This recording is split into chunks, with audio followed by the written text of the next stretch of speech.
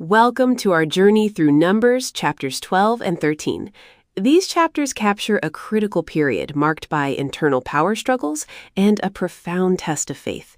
It shows us exactly what happens when leadership fractures from within and faces literal giants from without.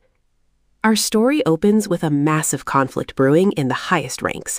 Miriam and Aaron, Moses' own siblings, openly criticize his marriage, but their true grievance is a desire for equal authority.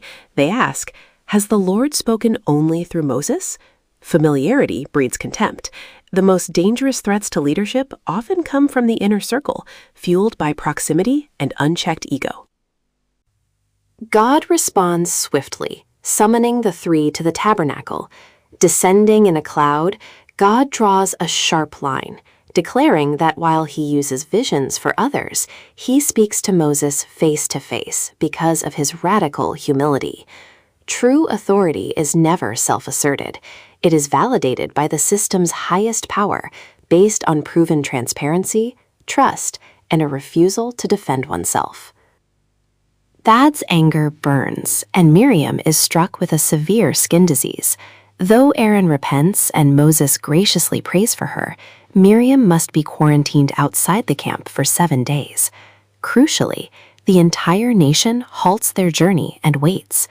High-level disputes freeze the entire organization. A team simply cannot move forward while its core management structure is fractured and unrestored. Once healed, the camp moves to Paran, where God gives a monumental directive. Send 12 tribal leaders to scout the land of Canaan. They are tasked to evaluate the people, the cities, and the soil.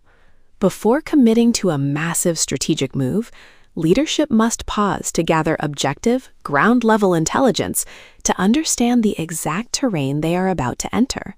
The scouts explore for 40 days. In the valley of Eshcol, they witness incredible wealth, cutting down a single cluster of grapes so massive it takes 2 ancient Hebrew men to carry it on a wooden pole. Validating the potential of a new venture requires more than just reports.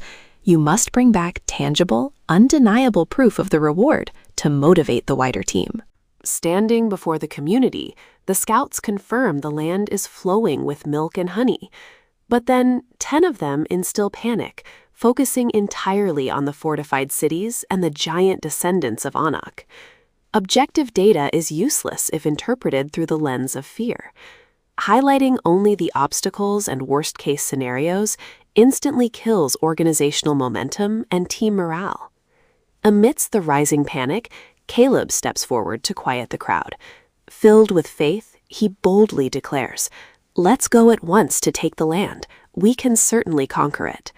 Exceptional leadership requires the courage to stand against a panicked consensus. A true visionary advocates for decisive action based on the team's ultimate capability, rather than surrendering to immediate discomfort. But the 10 scouts vehemently disagree, spreading a distorted report that the land devours its people.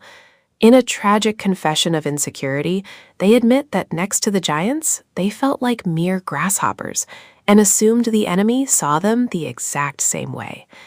How an opponent perceives you is heavily dictated by how you perceive yourself. Projecting deep insecurity practically guarantees your own defeat. These chapters prove that the greatest threats to success are internal pride and the paralyzing distortion of fear. This leaves us with 2 important questions to chew on today. First, how do you handle internal challenges from your own inner circle without losing your humility? And second, what giants are you currently facing that are causing you to adopt a self-defeating grasshopper mindset? Take a moment, breathe, and let them sink in.